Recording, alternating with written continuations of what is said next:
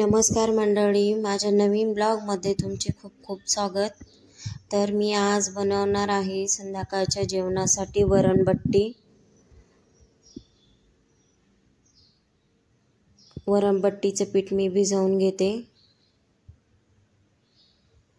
कारण वरणबट्टीचे पीठ भिजवण्यासाठी कमीत कमी अर्धा तास तरी लागतो। जेवढं पीठ चांगलं भिजल तेवढी बट्टी चांगली बनते। वरणाची तयारी करून घेत आहे। बट्टीसाठी वरण खूप पातळ लागतं।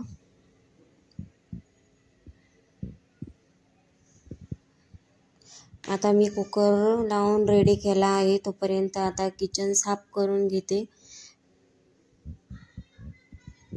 किचन ओटा क्लीन करून झाल्याच्या नंतर स्वयंपाकाची थोडी भांडी होती, ते भांडे मी स्वच्छ करून घेते। दुसऱ्या दिवशी सकाळची तयारी म्हणून मी रात्रीच माठ भरून ठेवते, जेणेकरून सकाळी धावपळ होत नाही। तोपर्यंत पोरांचा इकडे मस्त खेळ चालला होता।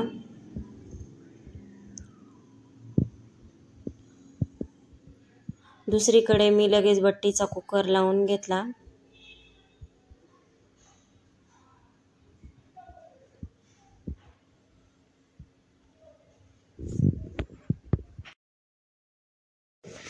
बट्टी बनवून तयार होईपर्यंत मुलांचा अभ्यास करून घेतला।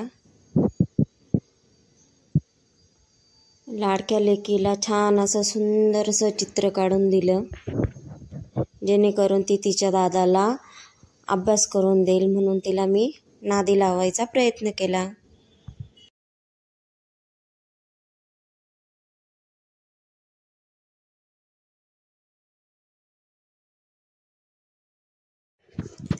तोपर्यंत बट्टी वाफवून रेडी झालेली होती।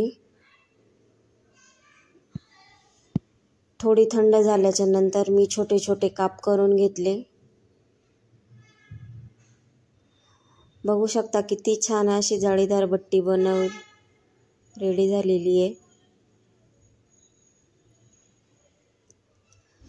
छोटे छोटे बनवून झालेले काप मी तळून घेतले। एकदम लाल आणि खरपूस होईपर्यंत मी मंद आचेवर छान असे तळून घेतले।